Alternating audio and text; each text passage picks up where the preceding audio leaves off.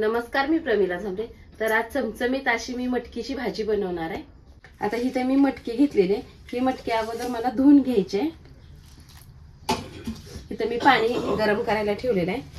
ही मटकी धुवून सगळी मी त्या पाण्यामध्ये टाकून घेणार आहे।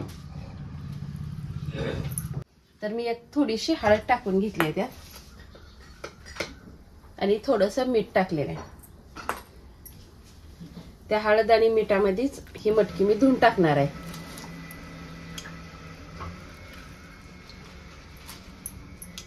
तर आता ही मटकी आपल्याला एक 5 मिनिटं शिजवून घ्यायची आहे पाण्यामध्ये।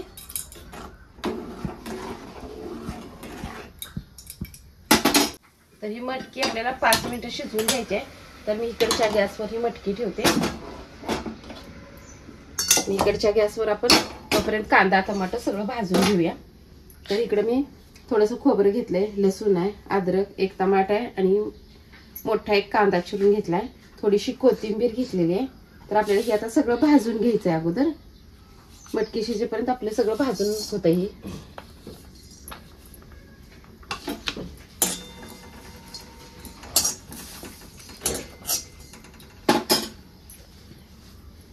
थोडंसं तेल ओतून घेते, म्हणजे काय होतंय पटकन भाजलं जाते खोबरं पण।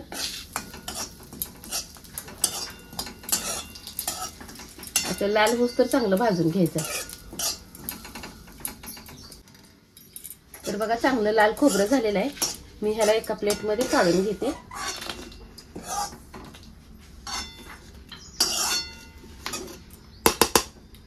आता मी ह्याच कढईमध्ये कांदा पण भाजून घेणार आहे। कांदा पण आपल्याला छान असा लाल होऊ द्यायचा। तर कांदा भाजण्यासाठी पण मी थोडंसं तेल ओतून घेते।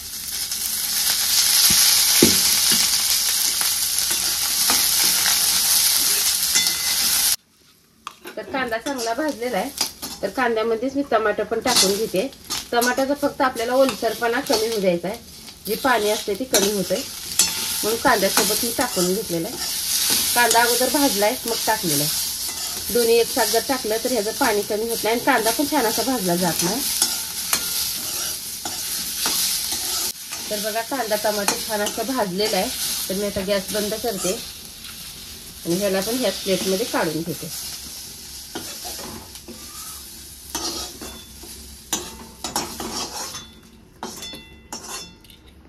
तर आता हे थोडंसं थंड पण करून घेतलेलं आहे। मी आता ह्याला बारीक करून घेते।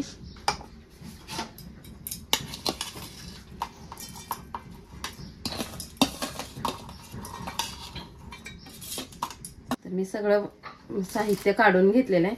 त्यात कढीपाला मी वाटण करतानाच टाकते, म्हणजे ते आपला खाल्ला जातो आणि पोटात पण जातोय।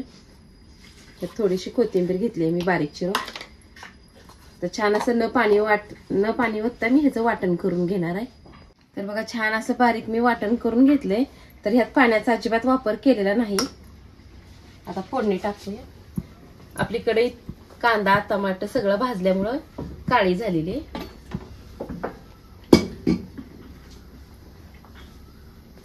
तर तेल छान असं तापलेलं आहे। मी जिरे मोहरी टाकते फोडणीसाठी। तर जिरे मोहरी छान अशी तडतडली। आता ही वाटण मी टाकून घेते तेलामध्ये।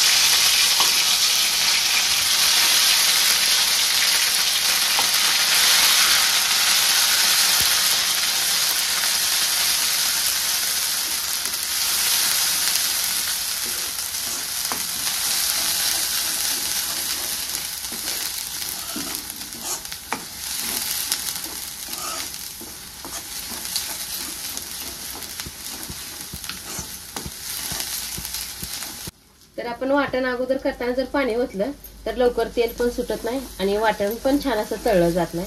त्याच्यामुळे वाटण करताना पाण्याचा वापर करायचा नाही, लय वेळ लागतो त्याला। तर आता हे वाटण छान असं तळलेलं आहे। मी थोडेसे मसाले टाकून घेते। तर एक अर्धा चमचेच मी लाल चटणी घेतलेली आहे, चवीनुसार तुम्ही वापरा।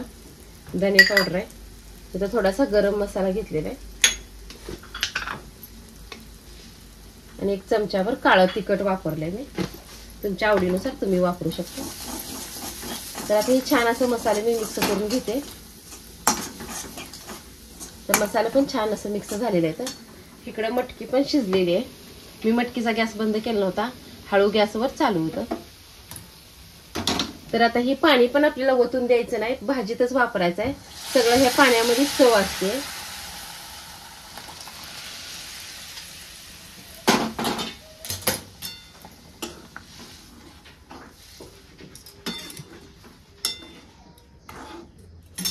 तर आपण अगोदर थोडंसं मीठ वापरलेलं आहे तिकडं मटकी शिजवताना. आता मी थोडंसं अजून टाकून घेते.